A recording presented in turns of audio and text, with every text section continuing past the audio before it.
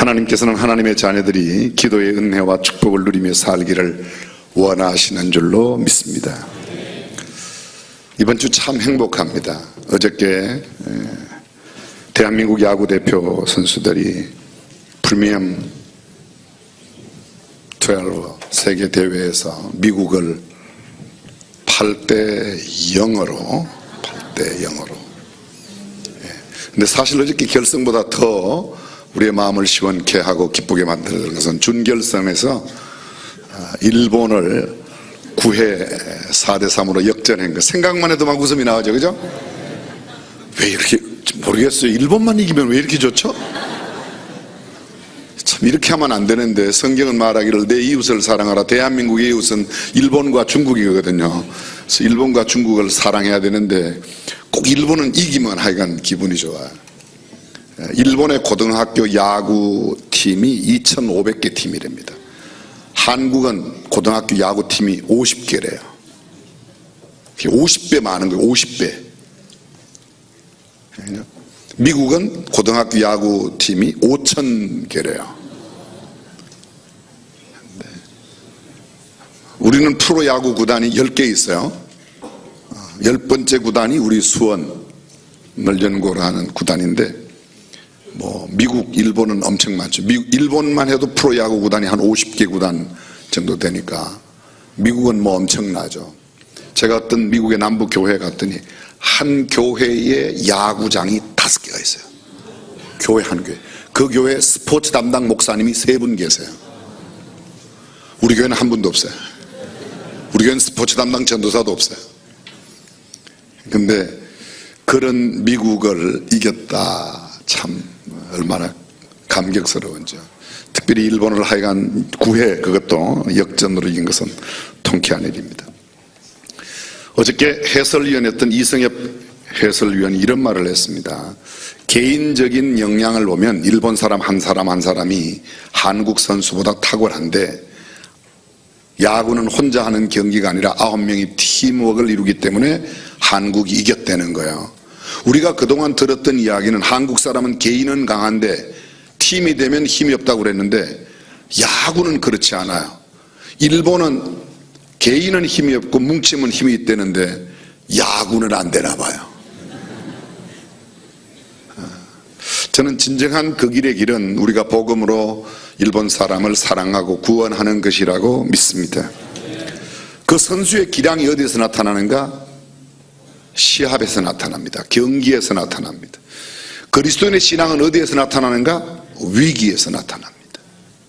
시험을 당할 때, 환난을 만날 때, 어려움을 겪을 때, 인생의 역경을 맞이할 때 그 사람이 어떤 사람인가가 나타나게 됩니다.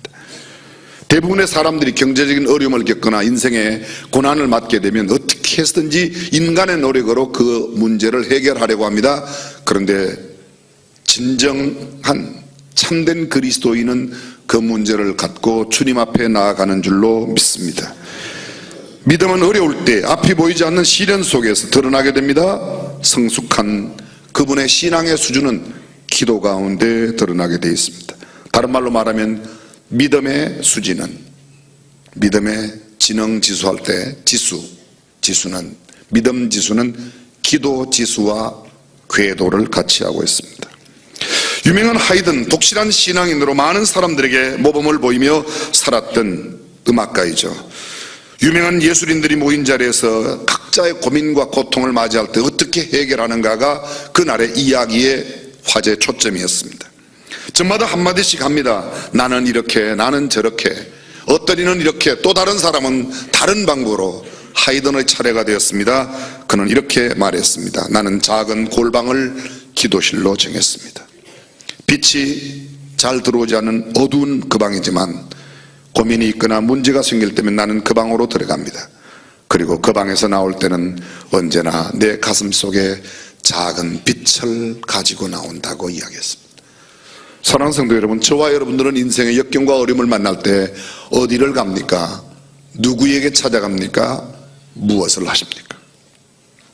가장 소극적인 방법처럼 보이는 골방 기도가 어쩌면 가장 적극적인 방법이요, 가장 초라해 보이는 방법, 그 방법이 어쩌면 가장 위대한 결과를 얻는 방법인 줄로 믿습니다. 오늘 누가복음 11장 9절이야 13절, 그러나 1절부터의 말씀을 이해하여야 이 모든 말씀이 이해가 되게 되어 있습니다. 예수님께서 기도를 하시고 마치시자 제자 중에 한 사람이 예수님께 찾아왔습니다. 주여, 요한이 자기 제자들에게 기도를 가르친 것과 같이 우리에게도 기도를 가르쳐 주십시오. 예수님 말씀하십니다. 너희는 이렇게 하라. 동일한 내용을 담고 있는 마태복음 6장 이하에는, 6장 9절 이하에는 보게 되면 너희는 이렇게 기도하라 라고 말합니다. 소위 우리가 알고 있는 이 주기도문, 그냥 외우는 말씀이 아니라 예수님께서 산상수훈의 제자들에게 가르칠 때, 그리고 오늘 본문에서는 한 제자가 기도를 가르쳐 달라고 할 때 동일한 내용을 말씀하셨습니다. 다시 말하면 주님께서 우리에게 가르쳐 주신 기도는 제자들에게, 또 한 제자에게 2번 말씀하신 내용입니다. 말씀 한마디도 쉽게 하지 않으시는 분이 이 주기도문이라고 일컬어지는 것은 무려 2번이나 특별히 제자들에게 가르쳐 주신 내용이죠. 아버지여, 이름이 거룩히 여김을 받으시오며, 마태복음에는 하늘에 계신 우리 아버지 이름이 거룩히 여김을 받으시오며, 약간의 차이가 있지만 내용은 거의 비슷합니다. 나라 임하옵시며 우리에게 날마다 일용할 양식을 주옵시고 우리가 우리에게 죄 지은 자 모든 사람을 용서하오니 우리 죄도 사하여 주옵시고 우리를 시험에 들게 하지 마옵소서 하라. 여기까지가 소위 주기도문의 첫 장면입니다. 그 다음 5절부터 또 이르시되, 기도에 대한 이야기를 예수님은 또 말씀하십니다. 그것이 바로 밤중에 찾아온 벗, 줄여있는 그 친구를 대접하려고 하는데 먹일 떡이 없으므로 떡을 빌리러 간 이야기, 그 예화를 들어서, 비유를 드셔서 이야기합니다. 그리고 마지막 오늘 본문 9절부터 내가 또 너희에게 이르노니, 3번 강조가 있습니다. 똑같은 기도를 가르칠 때 가장 기도의 모범이 되고 있는 주기도문을 알려주신 다음에 강청하는 기도에 대해서, 그리고 마지막 구하라 그러면 너희에게 주실 것이요, 찾으라 그러면 찾을 것이요, 문을 두드리라 그러면 너희에게 열릴 것이니 구하는 이마다 받을 것이요, 찾는 이가 찾을 것이요, 두드리는 이에게 열릴 것이니라. 너희 중에 아비 된 자 누가 아들이 생선을 달라 하면 생선 대신 뱀을 주며 알을 달라 하면 전갈을 주겠느냐? 너희가 악할지라도 좋은 것을 자식에게 줄 알거든 하물며 너희 천부께서 구하는 자에게 성령을 주시지 않겠느냐 하시니라. 조금 생뚱맞은 것 같습니다. 구하는 이에게 주시지 않겠느냐, 이렇게 말했는데 구하는 자에게 성령을 주시지 않겠느냐 라고 말씀하십니다. 자, 이 말씀이 기도에 대한 예수님의 가르침입니다. 몇 가지 중요한 교훈들을 하나하나 짚어보겠습니다. 첫 번째, 기도를 가르쳐 달라는 제자에게 우리가 배워야 합니다. 그가 누군지 알 수 없습니다. 그 제자는 예수님께 기도를 가르쳐 달라고 이야기하고 있습니다. 사랑하는 성도 여러분, 저와 여러분들이 예수 믿고 난 뒤에 얼마나 기도를 배우려고 해보셨습니까? 실제로 예수 믿고 난 뒤에, 아니 교회 직분을 받고 나서도 공중기도나 대표기도 하는 일을 매우 힘들어하는 분들이 계십니다. 나 기도만 안 시키면 거기 갈게, 이런 사람 종종 만나죠. 어떤 시골 교회에서 그게 무슨 기도 순서가 정해 있는 게 아니까 기도를 하라고 집사님께 목사님이 부탁을 했대요, 예배 시간에. 그랬더니 그 집사님이 옆에 있는 사람을 쿡쿡 찌르면서 이렇게 내밀더래요. 네가 대신 기도하면 5,000원 줄게, 그래요. 그런 사람이 있대요. 사랑하는 성도 여러분, 하나님께서 원하시는 기도가 어떤 기도입니까? 응답받는 기도가 어떤 기도입니까? 기도의 성경적인 방법, 어떤 방법이 옳고 무슨 내용을 기도해야 하며 기도할 때의 태도와 자세는 어때야 합니까? 어느 정도의 기도의 시간이 적절합니까? 10년, 20년 예수 믿은 지 그렇게 되어도 기도에 대한 부담을 느끼는 사람들이 의외로 많이 있습니다. 개인의 기도는 좀 덜한다 할지라도 공중기도, 대표기도, 특별히 중보기도, 금식기도, 철야기도, 새벽기도, 식사할 때 기도, 우리 교회는 아예 기도의 샘플을 다 드리고 대표기도를 할 때는 요만큼의 기도를 해주십시오. 봉헌기도는 요 정도의 기도를 이렇게 해주십시오. 어떤 사람은 기도를 10분, 20분씩 해요. 기도 끝나고 나니까 사람들이 다 없어졌더래요. 언제 갔냐 물었더니 노아 홍수 때 다 뻗어나갔다고 그러더래요. 기도도 시간이 절대로 중요하죠. 성경은 어떤 면에서 기도의 책이라고 해도 과언이 아닙니다. 우리가 잘 알고 있는 롯을 위해서 소돔과 고모라의 멸망을 눈앞에 두고 중보기도하는 아브라함의 기도가 그곳에 있습니다. 다니엘이 세일에 동안 금식하며 기도한 기도가 있습니다. 모세가 40일 동안 2번이나 기도하여 하나님께서 십계명의 2 돌비를 허락하신 기도가 있습니다. 느헤미야의 기도가 있습니다. 요나가 물고기 뱃속에 들어갔을 때 하나님 앞에 기도했다고 성경은 이야기하고 있습니다. 성경에 나타난 구약의 모든 선지자 17명이 다 기도의 사람이었습니다. 왕들 가운데 기도한 왕들의 이야기가 있습니다. 여호사밧이 하나님 앞에 나가 기도하였을 때 사내립의 군사가 물러갔습니다. 히스기야가 생명의 임종이 다가왔음을 연락받았을 때 침상이 떠도록 벽을 향하여 기도하였더니 하나님께서 그의 생명을 15년 동안 연장시켜 주었습니다. 다윗은 참으로 기도의 사람입니다. 시편의 대부분의 시는 다윗의 시인데, 그 다윗의 시는 다윗이 그 원수를 위해서, 그의 가정과 나라를 위해서, 그의 자녀를 위한 기도의 내용으로 꽉 차 있습니다. 우리가 잘 알고 있는 아굴의 기도 기억나십니까? 하나님, 나를 부하게도 마십시오, 가난하게도 마십시오. 너무 부하여 하나님을 모른다 할까 하며 너무 가난하여 남의 것을 도적질할까 두렵사오니 나를 너무 부하게도 말고 가난하게도 말게 해달라는 그런 기도. 무엇보다 기도의 가장 아름다운 본을 보인 분은 예수 그리스도이십니다.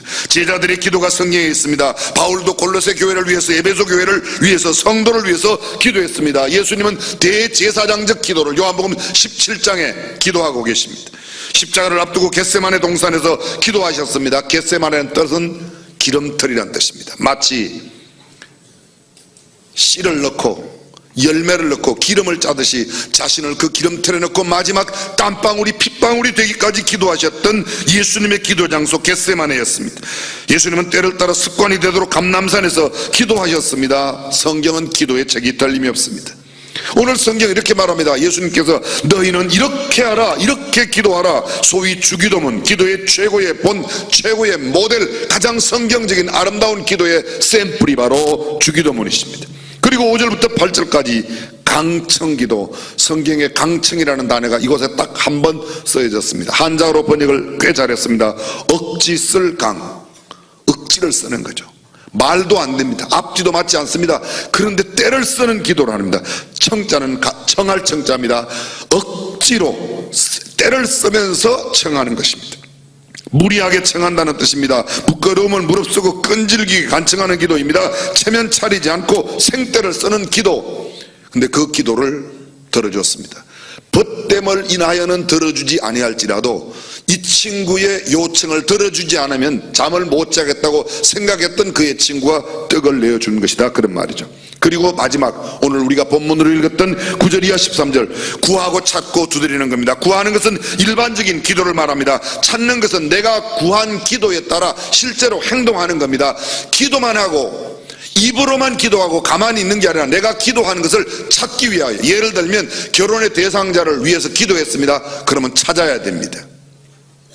찾았는데 제대로 문이 안 열리는 게 막혀 있습니다. 그러면 두드려 문을 여는 것입니다. 성경은 이렇게 말합니다. 마지막 결론 부분에 너희가 악할지라도 자식에게 좋은 것을 줄 알거든 하물며 하늘에 계신 너희 아버지께서 구하는 자에게 성령을 주시지 않겠느냐. 아니, 사실 그 성령이란 말은 문맥상 맞지 않습니다. 구하는 자에게 좋은 것 주지 않겠냐, 이게 맞습니다. 그런데 구하는 자에게 성령을 주시겠다고, 다시 말하면 최고의 기도는 무엇입니까? 성령을 구하는 기도라는 겁니다.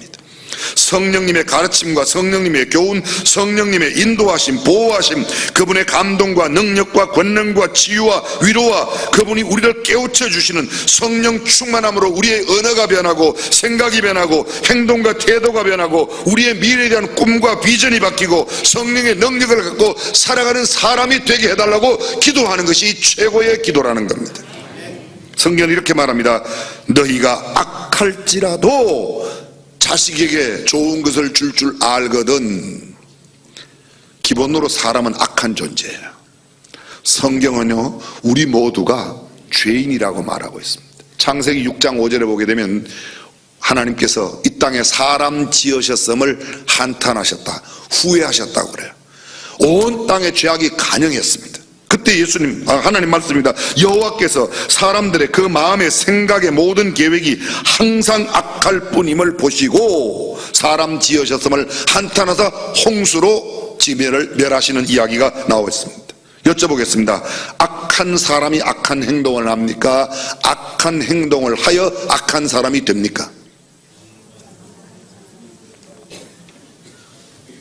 이건 굉장히 선명한 내용입니다. 죄를 지어 죄인이 됩니까? 죄인이 죄를 짓습니까? 죄를 지어 죄인 된 사람이 있습니다. 아담과 하와는 본래 죄가 없었는데 죄를 지어 죄인이 되었습니다. 아담, 하와 이후에 모든 사람은 죄인으로 태어나 죄를 짓는 것입니다. 살인자가 사람을 죽입니까? 사람을 죽여서 살인자가 됩니까? 이거는 수없이 물어도 물을 때마다 헷갈리는 것은 아직도 정리가 안 돼서 그래요.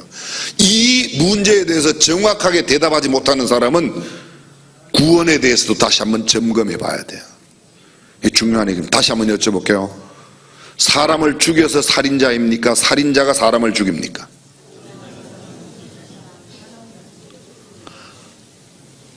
그럼 우리는 살인자가 아닙니까? 성경은 이렇게 말합니다. 살인자는, 세상에서는 사람을 죽여야 살인자라고 그래요.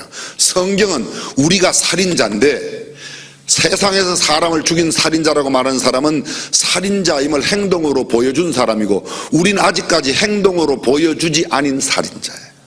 성경은 이렇게 말해요. 우리가 죄인으로 태어나는 겁니다. 처음부터 우리가 죄인이에요. 우리도 살인자인데 우리는 아직 살인을 행동으로 옮기지 않았어요. 만약 우리도 그 사람이 살인을 행동으로 옮긴 사람처럼 우리도 그런 입장에 그 사람의 처지가 되면 우리도 충분히 그럴 수 있는 개연성이 있어요, 없어요? 없어요. 아니 난 절대 안 그래. 그 거짓말하는 죄를 또 한 번 더 짓는 겁니다. 다시 여쭤봅니다. 도둑놈이 도둑질을 합니까? 도둑질을 해서 도둑놈이 됩니까? 이게 헷갈리면 안 돼요. 도둑놈이기 때문에 도둑질을 하는 겁니다. 도둑질을 해서 도둑놈이 되는 게 아닙니다. 우리도 도둑놈인데 사실은 우리는요 아직 들키지 않은 도둑놈이에요. 이 수준 높은 이야기를 이해하시겠습니까? 나는 절대로 훔치지 않았다. 뻥치지 마세요. 어제 태어난 애나 안 훔쳤지 뭘 안 훔칩니까? 우리는 본래 어릴 때 아무것도 가르쳐주지 않아도 남의 것 가져오는 게 그냥 본능적으로 가지고 있는 거예요. 아닌 사람 있어요?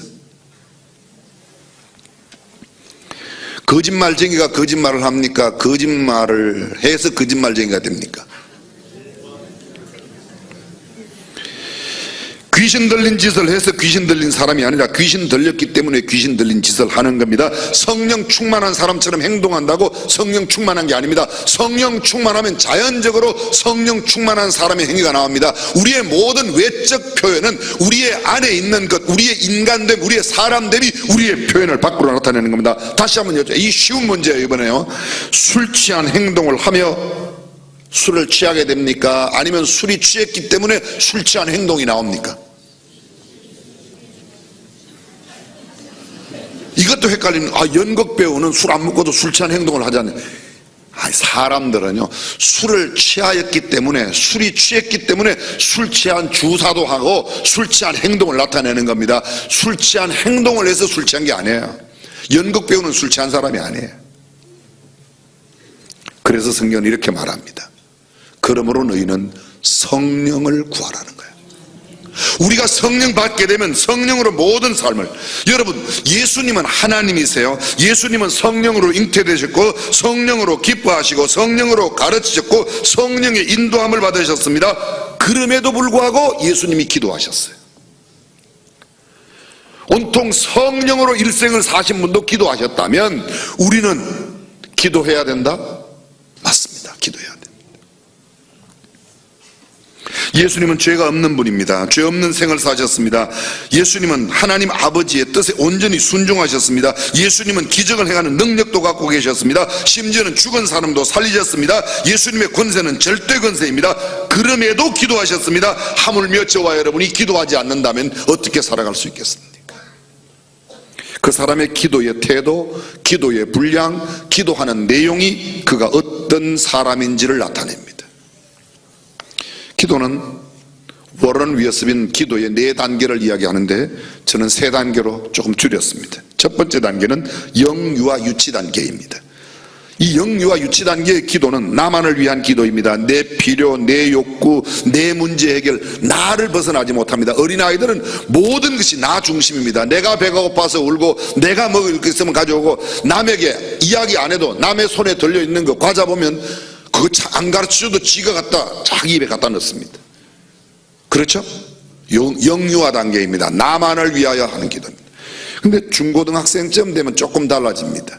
그때는 배려가 있습니다. 남을 생각합니다. 아빠는 어떻게 생각하실까? 엄마는 어떻게 생각하실까? 동생은 어떻게 생각할까? 다른 사람은 어떻게 생각할까? 우리가 살고 있는, 내가 이 행동을 하면 다른 사람들에게는 어떤 영향을 미칠까? 내가 이것을 기도하면 어떤, 이웃을 위한 기도, 지역사회를 위한 기도, 조금 더 나가면 나라와 민족을 위한 기도 상당히 발전했습니다. 나를 떠나서 다른 기도를 드리는 겁니다. 집단을 위한 기도, 공동체를 위한 기도를 합니다. 그런데 기도의 3단계는 대학원, 대학, 성인의 단계가 있습니다. 이 단계는 나만을 위한 기도도 아니고 내 이웃까지의 기도도 아니고 이제는 한 걸음 더 나가 하나님의 뜻이 성취되는 기도를 드리는 줄로 믿습니다. 물론 내 뜻을 이루어 달라고 하는 기도가 없는 것은 아니에요. 예수님도 이렇게 기도하셨어요. 겟세마네 동산에서 아버지 할만하시거든 이 잔을 내게서 옮기시옵소서. 그러나 나의 원대로 마옵시고 아버지의 원대로 되기를 원하나이다. 아버지의 원이 되도록. 여러분 하나냐와 미사엘과 아사랴를 기억하십니까? 사드락 메삭 아벳느고를 아십니까? 그 사람들의 히브리식 이름이 하나냐 미사엘 아사랴예요. 근데 왕이 만든 금신상에게 절하라고 그럽니다. 모든 악기 소리가 들릴 때에 하나냐와 미사엘 아사랴 말합니다. 악기 소리가 나도 그들은 절하지 않았습니다. 임금이 그를 불렀습니다. 너 왜 절 안 했냐? 왕이시여 이 일에 대해서는 대답할 필요가 없습니다. 만약 왕이 우리를 그 우상에게 절하지 않는다고 풀무불 가운데 던져 넣으신다면 하나님이 우리를 건져내실 겁니다. 그들은 건져내실 거라고 믿고 있습니다. 그러나 그리 아니하신다 할지라도 우리는 왕이 만든 금신상에게 절하지 않겠습니다. 우리는 하나님의 뜻대로 살겠습니다. 목숨을 드리고라도 하나님의 뜻을 이루겠습니다. 이것이 진정한 기도의 자세입니다. 그렇습니다. 다니엘 마찬가지입니다. 왕 이외에 다른 신이나 다른 무엇에 절하거나 기도하면 사자굴 속에 던진다는 것을 알고 있습니다. 그 조세에 왕의 의인이 지킨 것을 알고도 집에 돌아가 예루살렘을 향하여 창문을 열어놓고 하루에 3번씩 기도하며 감사하였더라. 그렇습니다. 나만을 위한 기도가 아닙니다. 이것은 이런 기도입니다. 부모와 자녀의 관계에서 그 뜻을 헤아리는 기도이죠. 여러분 이 주기도문 바로 직후에 나오는 강청함의 내용으로 되어 있는 이 예화가, 이 비유가 이런 내용입니다. 자, 다시 한번 보십시오. 밤중에 친구가 찾아왔습니다. 근데 먹을 떡이 없는 겁니다. 빵이 없습니다. 그래서 자기 친구 집에 가서 떡을 빌리는 겁니다. 근데 그 친구가 말합니다. 야, 나는 벌써 내 자녀들과 함께 잠자리에 다 들었어. 문은 이미 닫혔다. 내일 와라.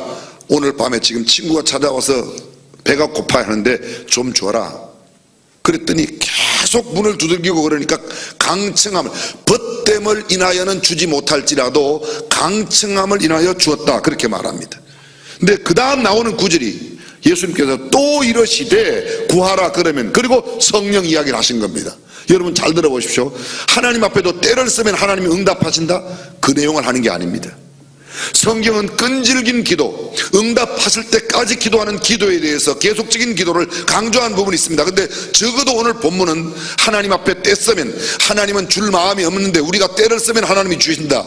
하나님은 그런 분이 아니에요. 진짜 아버지는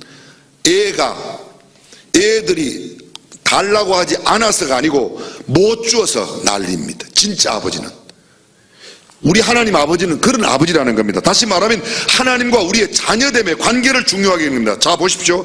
지금 친구는 잠자고 있습니다. 하나님은 항상 깨어있는 분입니다. 친구는 깨워서 깨워서 요청하고 문이 닫혔다 핑계하고 안 됩니다, 거절합니다, 언쟁을 부립니다, 짜증냅니다. 근데 하나님은 짜증 부리는 안 해요. 우리가 하나님 앞에 기도하면 짜증 부리고 응답하지 않고 거절하고 그런 분이 아니지 않습니까? 그러니까 이 비유에서 하나님 앞에 강청한다, 하나님 앞에서 우리가 간곡히 때를 쓰면 하나님이 응답하시겠다는 해석은 맞지 않습니다. 오히려 이것입니다. 그렇게 강청 안 해도 하나님은 너희를 미리 아시고 주지 못하여 안 달라 하셨다는 겁니다. 한 2년 전 제가 그런 예를 들었습니다. 이런 예를 들었는데요, 제가 제 아들에게 무슨 선물을 주려고 준비해 놨는데 이 녀석이 사고를 쳐서 달라 소리를 못하는 거예요, 저한테. 근데 제가 못 줘서 안달이 났어요. 달라고만 하면, 그냥 눈짓만 하면 그냥 줄 텐데 달라 소리를 안 하는 거예요. 달라 소리. 그 나중에는 결국은요, 제가 불러 그랬어요. 이 녀석아, 왜 달라 소리 안 하냐? 내가 이걸 너한테 못 줘서 지금 내가 안 달라는 거 너 안 보여? 이 수준 높은 이야기를 이해하시겠습니까? 하나님은 우리에게 못 주어서 안 달라 하신 분이지, 우리가 때를 쓰고 억지로 매달린다고 주는 분은 그런 분이 아닙니다. 사랑하는 성도 여러분, 하나님 아버지를 바로 알고 그분 아버지께 우리가 구하는데 뭘 구하는가? 성령을 구하면 그렇습니다. 근데 대부분 우리가 뭘 구합니까? 우리가 구하는 게 뭐예요? 물질적인 것 구해요, 유한한 것 구해요, 이 땅에 구해요. 기껏 괜찮은 게 구하는 게 건강 구하는 겁니다, 돈 달라는 겁니다, 아들 직장 달라는 겁니다, 딸 시집 보내달라는 겁니다. 그거 기도하지 말라는 말이 아니에요. 그거 다 기도하세요. 그런데 성경은 우리에게 이렇게 말합니다. 그것보다 더 소중한 것, 영원한 것, 영적인 것, 하나님께 영광 돌리는 것, 그리스도의 성품과 행동의 성숙함을 내가 갖는 것, 나아가서는 정말 선교를 위해서, 아니 그리스도를 위하여 내 목숨까지라도 기꺼이 내놓을 수 있는 것을 기도하라는 겁니다. 아멘 해요. 아멘 해요. 아멘 좀 하셔요. 아멘. 근데 우리가 너무 익숙해 있어요. 뭐예요? 돈 주세요, 직장 주세요, 장가 보내주세요, 집 주세요, 이런 거에 너무 익숙해 있습니다. 그런 말씀드립니다. 그게 잘못된 건 아니에요. 모든 것을 구하라고 그랬으니까 그것도 구해야 돼요. 근데 진짜 구해야 할 것은 뭐예요? 성령을 구하라는 거예요. 예수님을 닮은 생각과 태도, 예수님의 행동, 하나님의 존귀하신 그 이름을 더욱 높여드리는 그런 기도를 드려라, 그런 말입니다. 17세기 영국의 신학자 존 오웬은 다음과 같은 경고를 했습니다. 목회자는 교인들을 모아 예배당을 채우고 성찬 예식을 인도하고 대중의 입을 채워줄 수 있을지 모르지만 그의 진면목은 은밀한 가운데 전능하신 하나님 앞에 무릎을 꿇느냐에 달려있다. 그 이상도 그 이하도 아니다. 성도가 몇 명 더 많이 모이고 적게 모이느냐, 사례비를 많이 받고 적게 받느냐, 어떤 차를 타고 어떤 큰 집에 사느냐, 그런 데 있는 것이 아니라 골방에 가 하나님 앞에서 정말 무릎을 꿇고 자기의 진면목을 하나님 앞에 보는 데 달렸다. 여러분, 목사만 그럴까요?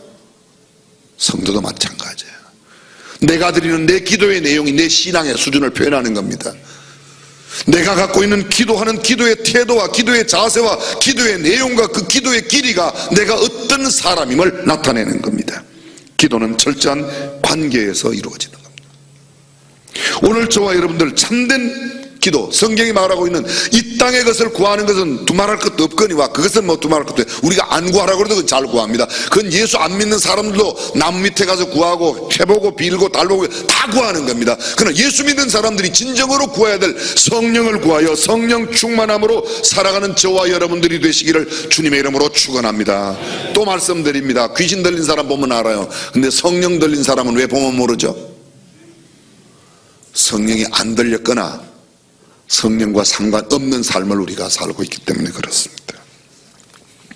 저는 말씀을 맺으면서 남미에 있는 우루과이 한 예배당 벽에 걸려있는 주기도문에 관한 이야기인데요, 주님의 기도를 바칠 때에 이렇게 기도해서는 안 된다는 반성하는 주기도문이라는 기도문이 그 예배당 성당 벽에 걸려 있습니다. 하늘에 계신 하지 말아라, 세상 일에만 빠져 있으면서. 우리라고 하지 말아라, 너 혼자만 생각하며 살아가면서. 아버지 하지 말아라, 아들 딸로서 살지도 않으면서. 아버지의 이름이 거룩히 빛나시며 하지 말아라, 자기 이름을 빛내기 위해서 안간힘을 쓰면서. 아버지의 나라가 오시며 하지 말아라 물질 만능의 나라를 원하면서, 아버지의 뜻이 하늘에서와 같이 땅에서도 이루어지소서 하지 말아라 내 뜻대로 되기를 기도하면서, 오늘 저희에게 일용할 양식을 주시고 하지 말아라 가난한 이들을 본체만체 하면서, 저희에게 잘못한 일을 저희가 용서하오니 저희 죄를 용서하시고 하지 말아라 누구에겐가 아직도 앙심을 품고 있으면서, 저희를 유혹에 빠지지 않게 하시고 하지 말아라 죄 지을 기회를 찾아다니면서, 악에서 구하소서 하지 말아라 악을 보고도 아무런 양심의 가책을 소리를 듣지 않으면서, 아멘 하지 말아라 주님의 기도를 진정 나의 기도로 바치지 않으면서. 기도의 가장 큰 축복은 응답을 받는 데 있는 것이 아닙니다. 하나님께서 응답할 수밖에 없는 사람을 만드는 데 있습니다. 다시 한번요, 기도의 가장 큰 축복은 기도의 응답을 받는 데 있는 것이 아니라 하나님께서 응답해 주지 않으면 안 되는 사람이 만들어지는 것, 그렇게 되는 것이 진정한 기도의 목적입니다. 운동 경기를 하는 목적은 운동 경기를 이기기 위해서, 이기면 물론 기분이 좋습니다. 그런데 여러분, 경기장에서 이기는 것도 중요하지만 더 중요한 것은 계속해서 이기기 위하여 준비하고 연마한 것이 그에게 건강한 신체를 제공하고 협동하는 마음을 길러주고 연합과 일치하는 정신을 줌으로 인해서 건강한 사회인으로 살아가게 하는 데에 운동의 진정한 목적이 있습니다. 운동하여 승리한 기쁨은, 어저께 우리가 미국을 이겼지만 기쁨이 며칠이나 가겠습니까? 그러나 우리가 건강하게 되면, 그 운동으로 건강하게 되면 우리의 평생이 행복하게 되는 겁니다. 기도의 응답보다 소중한 것은 기도하여 하나님이 응답해 주지 않으면 안 되는 사람으로 살아가는 것이 중요한 줄로 믿습니다. 진정한 기도의 사람으로 저와 여러분들이 살아가시기를 주님의 이름으로 축원합니다. 기도하겠습니다.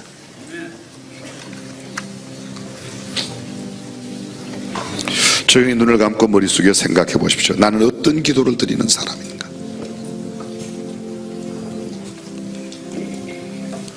내 기도의 내용, 내 기도의 자리, 내 기도의 태도와 모습,